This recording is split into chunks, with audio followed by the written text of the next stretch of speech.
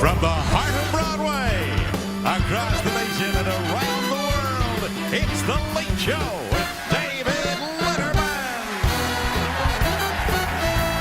Tonight, Stephen Colbert.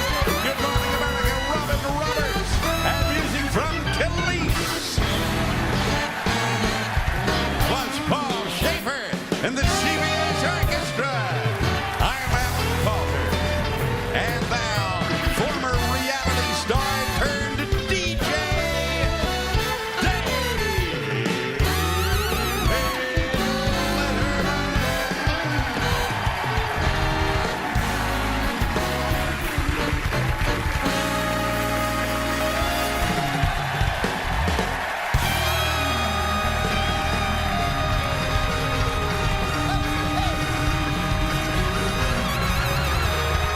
Thank you very much.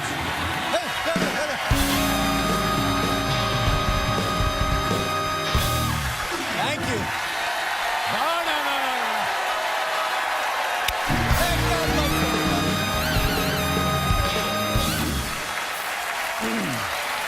Thank you.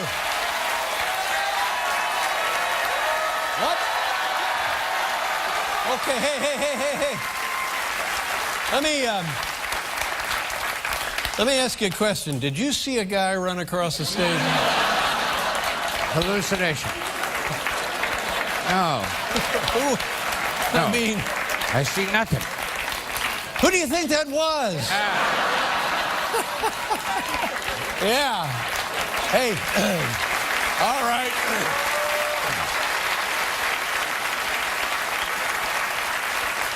You know what? Happy Earth Day. Congratulations. Happy Earth Day. Did you know it was Earth Day today? And because it's Earth Day, we'll be using our solar-powered applause sign.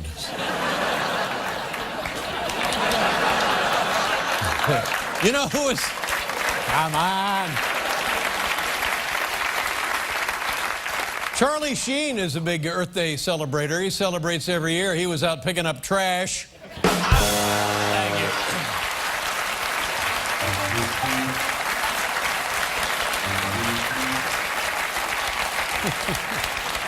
you. We do that every year. Interesting fact, and one of those things you learn and then you forget about it, but whenever you hear it, it really gets your attention. The planet Earth is 71% water. Oh, no, wait a minute. That's Yankee Stadium beer. I don't know what I'm talking about.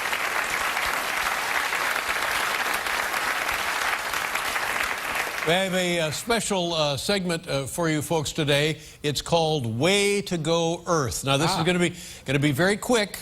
You have to listen and watch carefully, pay attention. It's called, especially for Earth Day, Way to Go Earth. Roll it. Female insects with penises have been discovered in Brazil.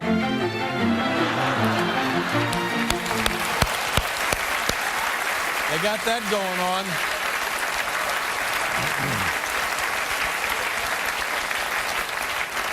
You know, and I think about this because my son is getting older, and maybe you've gone through this prom season.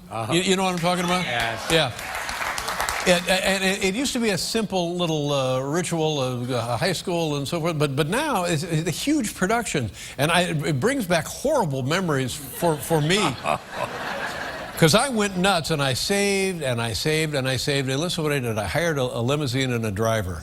Yep. And would pick up my date, and she preferred to sit up front with the driver. I never got over that. When that happened.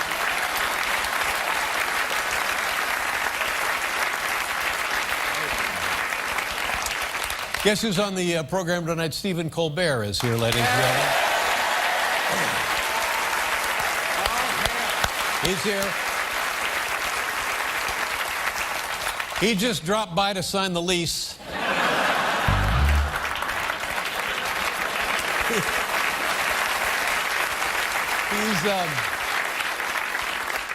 I don't know if you heard this, but he'll be taking over the show sometime next year. Maybe, yeah. pending the physical. I see. Smooth sailing after that. Are you sick and tired of politics? And I'll tell you why you're sick and tired of politics is because people like me keep bringing it up every night. That's why you're sick and tired of politics. The Republicans are now claiming that President Obama is indecisive. That's what the Republicans are saying he's indecisive. And I said, well, maybe he is, maybe he isn't. I don't know. So what? This is a CBS News special report. The not-for-profit Father's Day, Mother's Day Council has just recognized Governor Chris Christie as its Father of the Year. The word father contains the word fat, and Governor Christie is fat. This has been a CBS News special report, a production of Fat Killer. I mean, come on. I don't know, David. Can you do any better than that? Oh. Well, here's the story everybody's talking about. A kid decides he wants to fly to Hawaii. You heard about the kid? Yes. So he hops on the landing gear, and they close up the landing gear, and the plane flies to Hawaii, and he's up there, and it was crazy. I don't know, you can't do that. It's like 40,000 feet. It's 80 degrees below zero. Yeah. And, you know, he passed out during the flight, and then they land in Hawaii, and he wakes up, and there he is. Everything was fine. And you know what's interesting? Remember a few years ago, Balloon Boy? Yes. Remember the Balloon Boy? Yeah. Same kid. Screw up. Yeah. Same kid.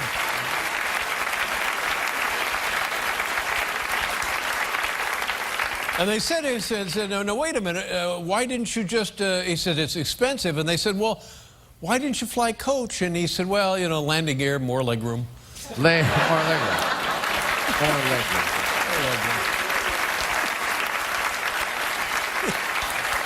6-hour flight from California to Hawaii. He's in there with the landing gear, and he was still slammed in the elbow by the beverage cart. Every time. Still. Every time. Down.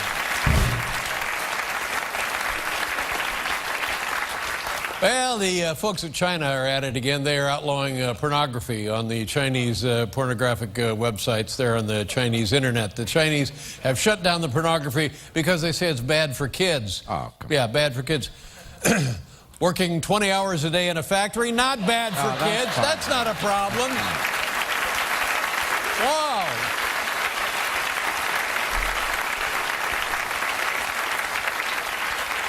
I'll tell you something, though, now. China's got more money, but we have more pornography, huh? You know what I'm saying? Let's go. And now here's good news.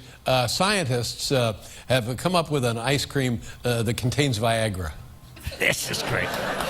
That's right. So if you eat the ice cream, here's what I love about this. It sounds like a great idea. You eat the ice cream with Viagra, and it will improve your sex life. But when you're eating the ice cream, you're going to get fat, and nobody will want to have sex with you. So then, now what are you going to do?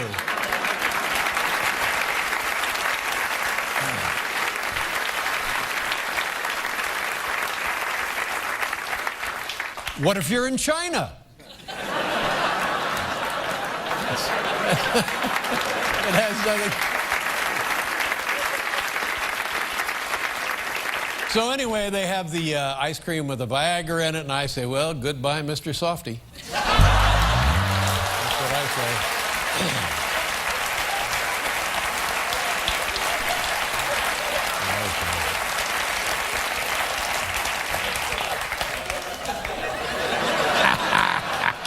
A1.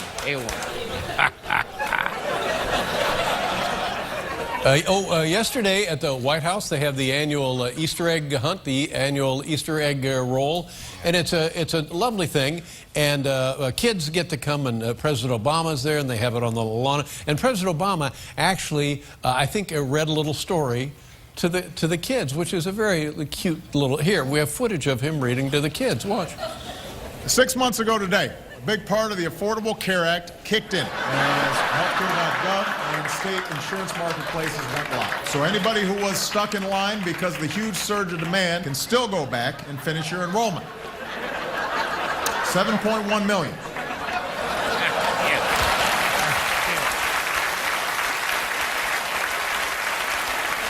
Ladies and gentlemen, Paul Schaefer. Thank you, Gavin. Happy birthday, everybody. On the program tonight, Stephen Colbert. We'll be right back with the top 10 list. Thank you very much, everybody. Stay here for the top 10 things overheard at Jesus' wedding. And Stephen Colbert. With the old-time radio shows, you had to use your imagination. I imagine getting a television. The Late Show, sponsored by Nationwide Insurance. Nationwide is on your side.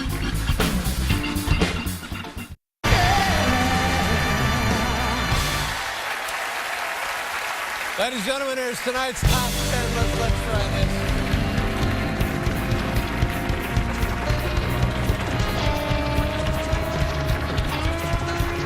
Tonight's top 10 list is brought to you by Intel. Look for Intel inside your next tablet. Wow, I can't believe how things like this work out. We were talking to a guy in the audience about this very thing earlier, right before the show. What is that? And look what we have here on the top 10 list tonight. Top 10 things overheard at Jesus' wedding. Oh. Now, we have an ancient document analyzed by scientists, historians, and wedding DJs indicate that Jesus Yes. was married. Was married. Yeah. Theologians, scientists, and historians now believe Jesus was married. So what we have here, we went one step farther. We called this guy up, and we said, any other information? He said, well, I have things that were overheard at the wedding. I said, really? Yeah. I said, can you get that to me immediately? Yes, yes. He said, sure. So here we have top 10 things overheard at Jesus' wedding. Here we go, ladies and gentlemen. Take a look here at this. Number 10, on his wedding day, you'd think he'd shave. That was what people said that about Jesus. Number 9, I didn't know Jesus was so religious. Number 8.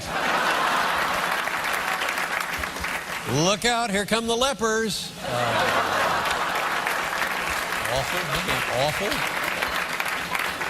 Number 7, who invited Judas? Number 6. They should have used the temple in Salt Lake City. Number 5. That's right. Number 5, do you think she'll convert? Number 4. Great, another day to celebrate Jesus. Number 3. This wine tastes watery. Number 2. Look, Regis is here. And the number 1 thing overheard at Jesus' wedding, I give it a month. That's the other thing.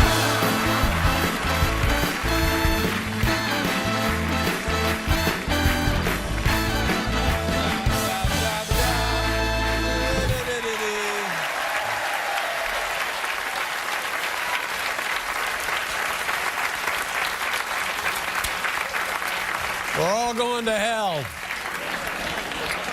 For more than 8 years now, our first guest has hosted the Emmy and Peabody Award-winning television program, The Colbert Report. And next year, he will be taking over as host of this program, The Late Show. Ladies and gentlemen, please welcome the very talented, the always entertaining Stephen Colbert.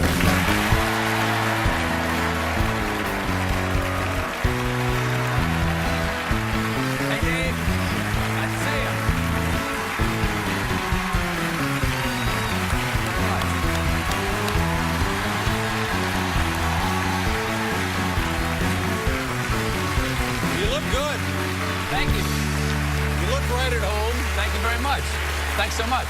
You look good, too. I feel good. How has your life been the last week or so? It's fine. Yours? Well, it certainly was exciting. I've had a lot of fun, a lot of interesting moments in my life the last couple of weeks. Did you play any frisbee with the dog? Yeah, I did. Well, I'm telling you something. Do you have a dog? I do, yeah. Well, I got one of those dogs. All he wants in life is frisbee. Frisbee activity, morning, noon, and night. He loves it more than life itself. Should I get one of those for this show? Well, because I'm gonna do whatever you have done. Oh no! I'm gonna do whatever you have done. No, here. you don't want to do that. No, you're. Really? No. No. It seems to have gone pretty well, Dave. It's gone on. Well, I obviously I'm thrilled. I'm thrilled. Not to be taken over I'm thrilled for as you. well because in a situation like this, Paul and I have been doing this for a long, long time, and they could have just as easily hired another boob like me, but they didn't. They hire a guy. They hired a boob like me. No. Every boob is like a snowflake, Dave. We're all unique in our own way. But it's interesting because I was looking at the notes this afternoon that you actually got a job or were an intern or tried to get a job here at one point. No, I did not actually try to be an intern here. I was accepted as an intern here. Here's what happened: is in 1986, my girlfriend in college got an appointment to interview for an internship at the old show over May I at ask NBC. what became of her? You'll see. It's part of the story. She came here for the internship, and she was in the room getting the interview, and I'm just waiting in the hallway like a boob. And the person in the next door opens up and says, "Are you the next guy for the thing?" And I said, "No, my friend's in there." And they said, "Well, do you want to just come talk?" And I said, "Okay." We had a 15-minute conversation. I got the internship. She did not. Yeah, that's what she said. And the relationship did not last. Oh my! Yeah, and then I did the foolish thing. I did not take the internship. And why was that? Because you did not pay people. It doesn't sound foolish It's to an me. expensive city. Yeah. It's an expensive. Dave, I got to ask, the next job I'm taking here, that pays, right? I have nothing to do with that. Because I already signed. But you get the valuable college credit. You could have had that. Okay, good. Yeah. Good, yeah. We'll be right back, ladies and gentlemen, with Stephen Colbert.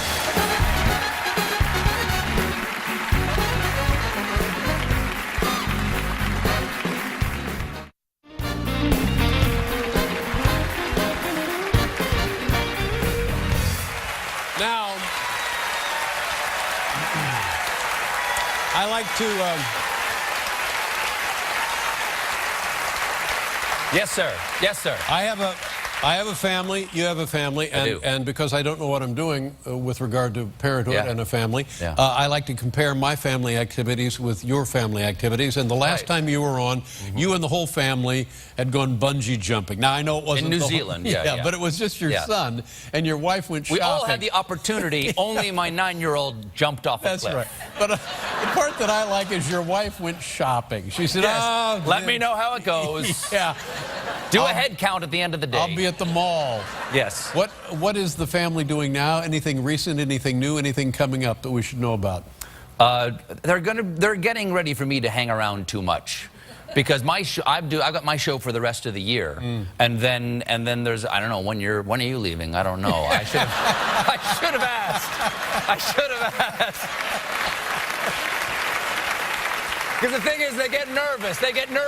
Yeah. I think they like me, but they get nervous when I'm around too much. What's it worth to you, Steve? I've played around with the idea of like, hey, maybe I would like stop doing my show at some point. Would it be great if Dad was hanging around more? Oh yeah, I've had that conversation. Yeah, to which my kids go, Dad, we're really busy. We've got busy schedules. We've got school. We've got track. We've got everything. You know, we're not going to bake bread with you.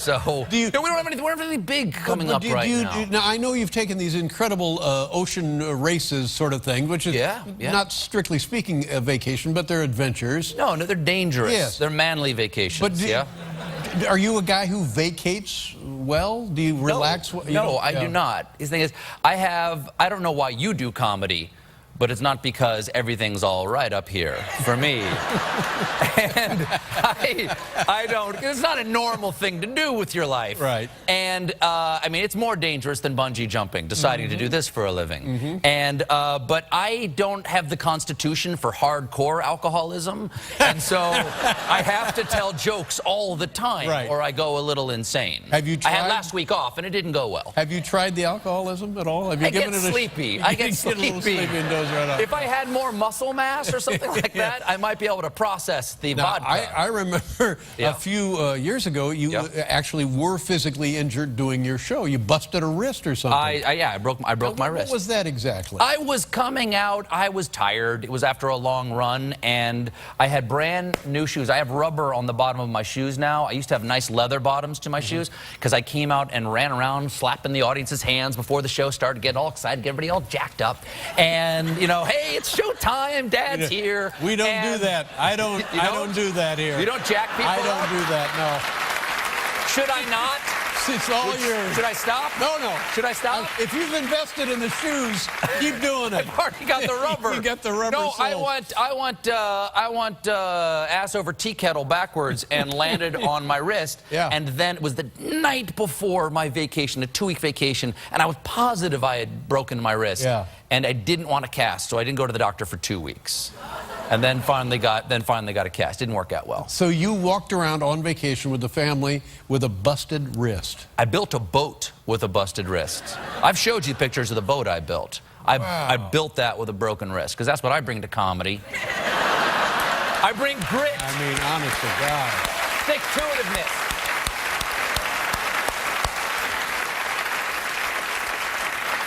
I built a boat with a busted wrist, the Stephen Colbert story. I mean, Soon to be on Broadway. No.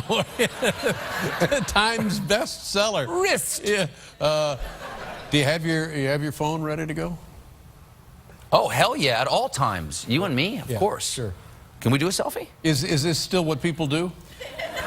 No, this is actually very retro now. Can we do one? I love I would love to do it. Right? Okay.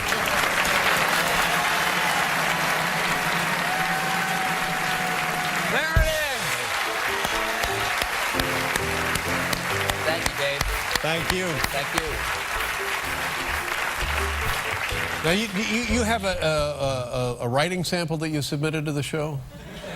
I did. That's the other brush with greatness I had with you, Dave. In 1986, I applied to be an intern, didn't take the job. In 1997, you guys were looking for writers. Right. And I was gainfully unemployed. I was unemployed at a professional level. And my writing partner and I, Paul Dinello, we submitted a packet to you guys. And I know Paul. you know Dinello. Paul, yeah, you know Paul. He's a great guy. Still works on my show. And y'all didn't call for like 4 months. And by the time That's you didn't, not right. I know. now I know why. Because you're like, are there writers starving in the streets out there? And when you finally called, we had already been picked up for Strangers with Candy, the series. That's right. You're doing Yeah. your own thing. Yeah. So when you called to come meet us, because we heard. We like you. We want to meet you. We couldn't take the job. All right, so let's again, let's hear what you But have. in anticipation of coming on, I found the top 10 list that we submitted. Well, you put it on your own blue card. I brought my own blue cards because Wow. Come on, Guys, Dave. come prepared. Come on. Okay. All right. So we submitted this 17 years ago to your show, and we found it yesterday. All right, what's the topic? Okay, it's people usually leave milk and cookies for Santa, but because we submitted it around Christmas time. Milk and cookie for Santas, but he's an adult male. It's a stressful job. He might want a cocktail. So these are the top 10 cocktails for Santa. Top 10 cocktails from Santa. Okay, go ahead, Paul. Okay.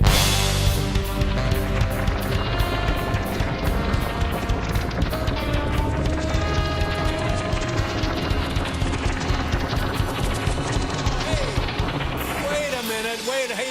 He didn't get that yet. What? I'll never get it. What are you talking about? Never get He it yet. doesn't have the job yet. What are you doing over there?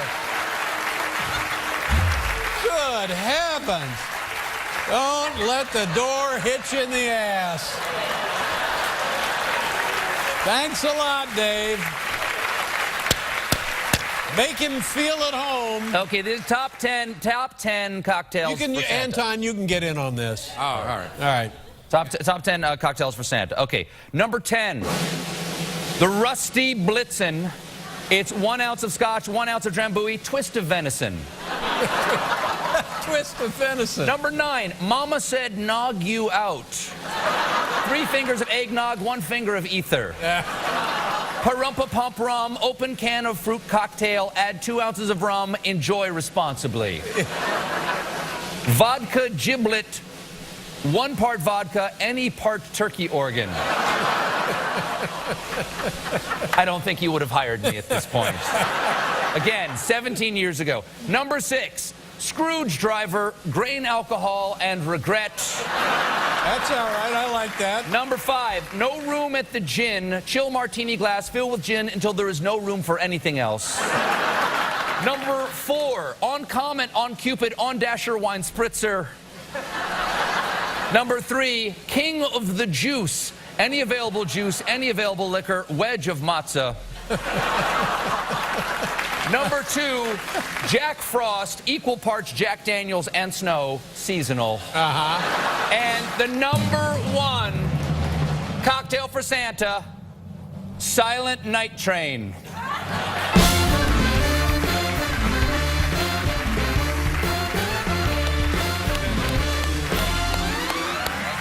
I like the fact that you explained all of them.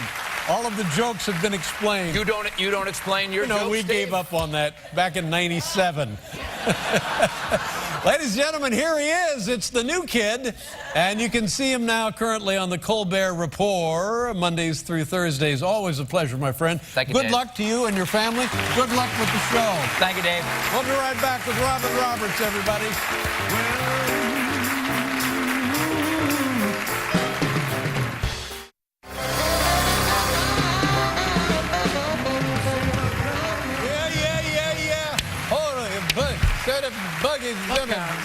Look out. How you doing? Oh, I will just fine.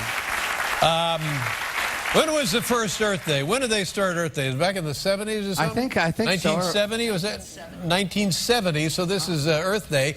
And at the time, we really thought we had a shot at making a difference for the future of this planet. Now, of course, we realize no one cares. It's a lost cause. Nonetheless, it's Earth Day, and before the program, Alan Coulter came up to me and he said, Dave, if you have a couple of seconds, I'd like to say a few words on behalf of Earth Day.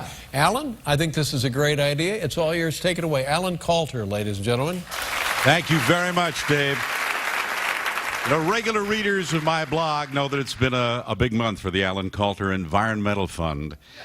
At last year's gala, we set a fundraising target of $75,000, and I'm thrilled to announce tonight that tonight, just in time for Earth Day, we have reached our goal.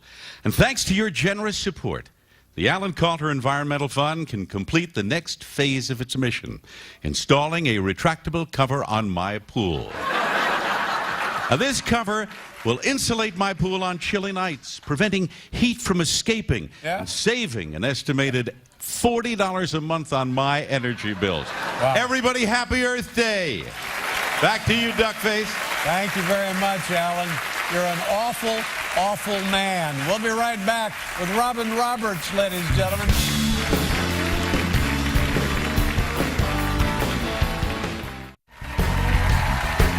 Be sure to catch tomorrow's Late Show with Dave and his guests, Sally Field, Timothy Simons, and Need to Breathe.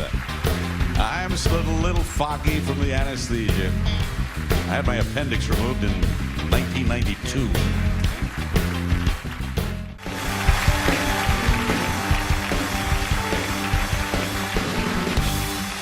I want to tell you something. Here's somebody. You want to have this person on your show. This is somebody you want to meet, somebody love you her. want to talk to. Can't somebody, wait to see her. Learn something. And I feel like I've known her. I think we know each other, but I don't think we've ever met. I think she gives off that vibe. Well, I don't know. You may have met her, but everybody find out. feels like they know her. Our next guest is an Emmy Award-winning co-anchor of Good Morning America, and this is her brand new book. Take a look at that. It's in stores today, I believe. Everybody's Got Something. Ladies and gentlemen, please welcome Robin Roberts. Here we go.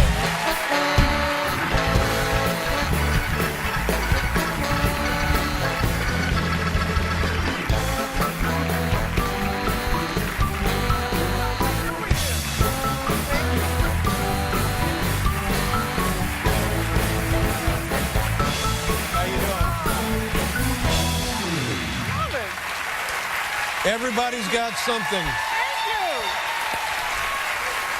you. This, Thank you. the title of your book could not be more appropriate for life anywhere on the planet. Everybody's Got Something. Nobody gets a free ride, do they? No, they don't. And my mother told me that very early in life. And it really makes you stop when you, for me, it was going through some illnesses. I know you could relate to that. Yep. And you think that you're the only one. And my mama would say, honey, everybody's got something. That's right. And you would think about it, but also everyone has something, not just a challenge, but something to give to help you get through that challenge. Now, I'm going to ask you some questions here, completely born of ignorance.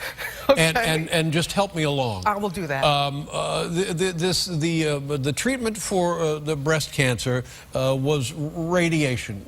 And chemotherapy. And chemotherapy. That was successful. Yes. That was all successful.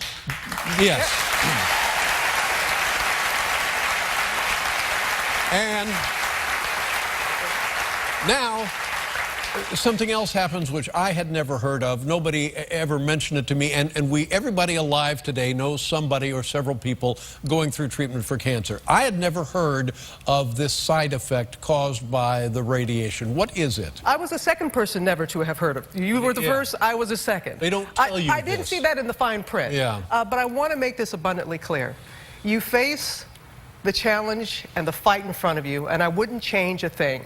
That chemotherapy and radiation saved my life. Saved your life. It is a rare occurrence that it can lead to other complications, and that was something called MDS, myelodysplastic syndrome, which it used to be known as pre-leukemia. Like if you don't have a bone marrow transplant, it can lead to leukemia. So the treatment then is harmful, can be harmful. Can be. In a small percentage of cases? Very small percentage, very small. In fact, my doctor said I was only like the third patient that she'd ever had this happen to. But again, I emphasize, I'm not trying to say don't have the treatment that you need. Yes. But you do need to be aware. But, and looking back now, which was the more difficult struggle? Oh my goodness.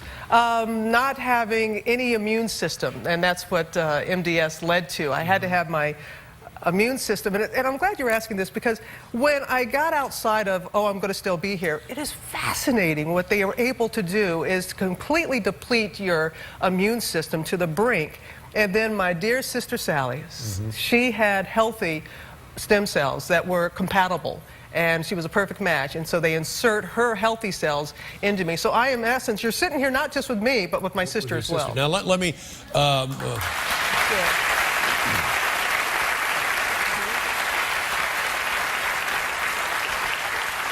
We tried to get your sister, but she's on Fallon. Nothing works here. So now when we hear so much about the immune system, where is it in the human body, and what is it in the human body? It is what we need to be here. It is something that is completely a part of our entire system. If you don't have your immune system, this is what happens. You are susceptible to, if this were a couple years ago and somebody in the front row sneezed, I would have been like, oh my goodness. You are just, you can't fight off germs, you can't, your blood won't clot, all these different things for survival. Is it from the bone marrow or from other organs, from a combination of organs? A combination of those organs that just make it all come together. And it was just something to behold when my sister's stem cells had to be harvested, millions of them. And I had never even heard of a bone marrow transplant. Right. I didn't even know it was possible. So what is the, so she's a suitable match. What is is the physical process of harvesting the stem cells? Is it as barbaric as it sounds? No, a lot of people think that there's a drill in your back and it's extremely painful. There's basically two ways. My sister, all she had was her blood drawn from her, and I was right there beside her as she was having it done, of course crying like a baby, though she was in no pain whatsoever. And it comes through a machine, and the stem cells are just plucked out of the blood. Then her blood is back in her, and then there's a bag there, and it had my name on it, Dave. It had my name on it, and the stem cells were going into it. And I was just looking at that bag and saying, how many people in my situation would want to see that? Now, here's two things, and don't let me forget the second one. I do sometimes. You said that they stripped your immune system to a point where you were just teetering on the brink. How did they do that? Through 10 consecutive, I had some pre-treatment for a number of months before I had the transplant. And then when I went in for the transplant, it was 10 consecutive days of chemotherapy. The last one is named the rabbit. And you know what, I think this is why they call it the rabbit. You could feel it running around your body, looking under potholes. Anything that the previous chemo didn't get, it was like throwing little bombs in there, and you could just feel your skin jumping, and it was like getting everything out of your system before they put the healthy, because you had to get the bad ones out, so the good ones. This is remarkable. What you're describing is remarkable, not only from the physical endurance part of it, but the engineering of the chemicals that do this. All that, all it's that. Remarkable. Yeah. Now, define for us, we hear so much discussion of stem cells and stem cell research, and should we use them, should we not use them? And you say they're in our bloodstream all the time? There are stem cells that are being... And what does that mean, stem cell? Stemming from what? Oh, my goodness. I thought you were going to ask me about my daddy and my mama and about ESPN and, you know, George. And, no. Well, Sally's got all the answers. She's across the street. She's got all the answers. I don't know the technical terms. All I know is that it comes out of the bloodstream. And the fact that I think my sister had to have over 1 million stem cells harvested from her. And when you say harvesting, it's really just like a blood transfusion. Blood donor. Now, how was she encumbered or disabled for half an hour, a day, a week, or anything? It took 2 days. It took 2 days, a couple of hours. And again, she's fine. She's fine. Believe me, she was somebody that did not like pain. Well, who likes pain? Well, easy. Easy. Oh, I like being on late night. It's different from morning. I could go there. But no, she was never in any discomfort. And what about you as the recipient? Now, what happens to you? They also a transfusion? They have it collected in a bag? They have it collected in the bag. I had it's in a syringe, actually. It ends up being in a syringe about that big. And in the port that's in your chest, it's like a little button. My doctor just inserts slowly. So the actual transplant itself is anticlimactic. Everything building up to it is all this, and then it's kind of like that's it, and then you sit there and you kind of wait, and it took a while, a few days, for my sister's cells to, and I was worried because we didn't get along as kids, so I thought her cells were going to be beating up my cells in there and going, hey, I was like, get along in there, we're not come falling on. for this. Yeah. But now you must have been terribly, terribly weak because of the chemo treatments. So how long did it take you to start getting some strength back? And you're rebuilding your bone marrow. Is that part of this? Yes, your bone marrow, your everything. For the longest time, my platelets were so long. It was easy to bruise. Your balance is off. All those things. I was in the hospital for 30 days. And I was able to go back to work finally last year. I haven't been back a full year full time. Last fall I went back full time. So it was just bit by bit, but it was a big deal to get to the 100-day marker.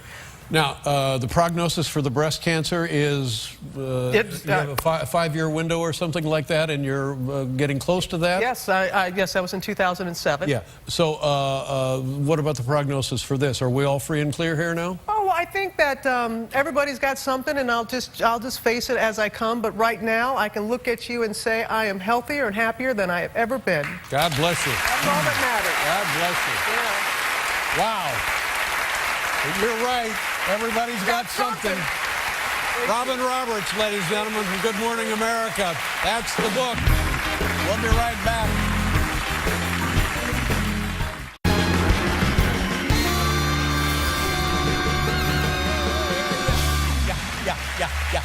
How you doing? Hey, pretty good turnout. I like it, yeah. Next guest is a Grammy-nominated singer and songwriter from right here in New York City. A new album entitled Food comes out today. Ladies and gentlemen, please welcome Kelis.